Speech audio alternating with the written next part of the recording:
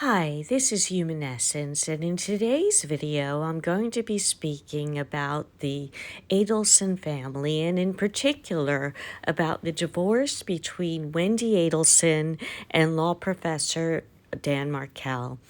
So, Dan Markel was the victim of a conspiracy to end his life by Wendi Adelson's mother, Donna Adelson, and her brother, Charlie Adelson, who've both been convicted. They hired a hitman with the use of a middle person to end his life. As of yet, Wendi Adelson has not been charged or convicted of anything, but I'm going to be speaking specifically about the end of their marriage and what I believe was a key point in what happened that led to this deadly conspiracy. So, to start with, what led to it was that Wendi Adelson's mother and brother were completely out of their heads. Nobody does this.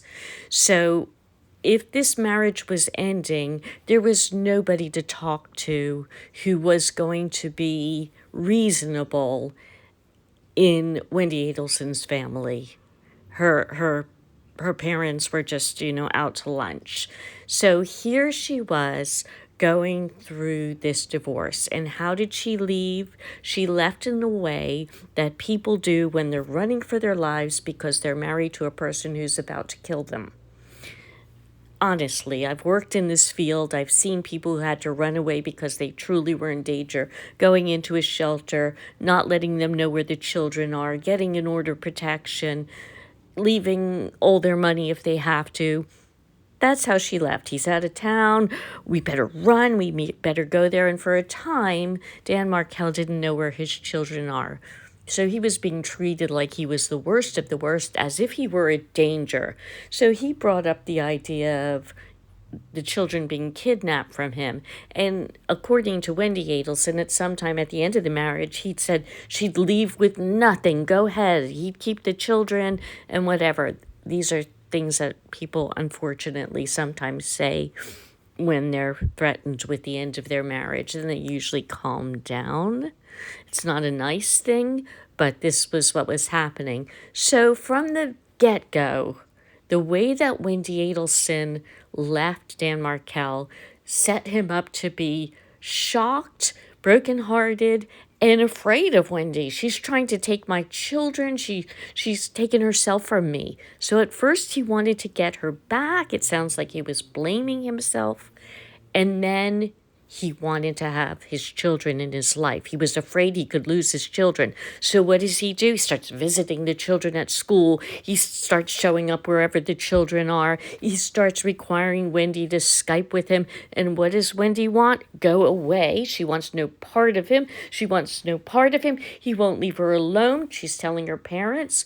Are they saying, calm down, Wendi, it'll work out. This is the beginning of the end of a divorce. We'll be here for you. No, they're like, oh no, he's dangerous. They're calling him names. They're doing this. They're going all over. Wendi's complaining to everyone she knows. Dan is telling everybody why she's so mean to him. Wendi's like, I'm so scared of him. He's going after me.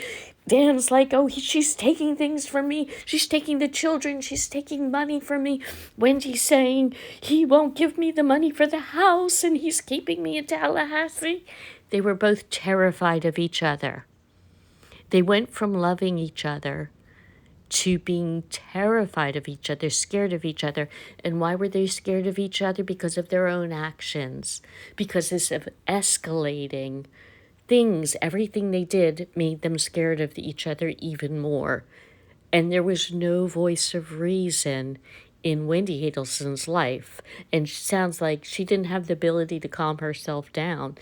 As I've said before in another video, she didn't have the ability to have a calm relationship, not with that family who decides, oh, okay, we know what to do. And apparently people who saw them in court said, uh-oh, they've got very sinister ideas in their head of how they're going to solve this situation.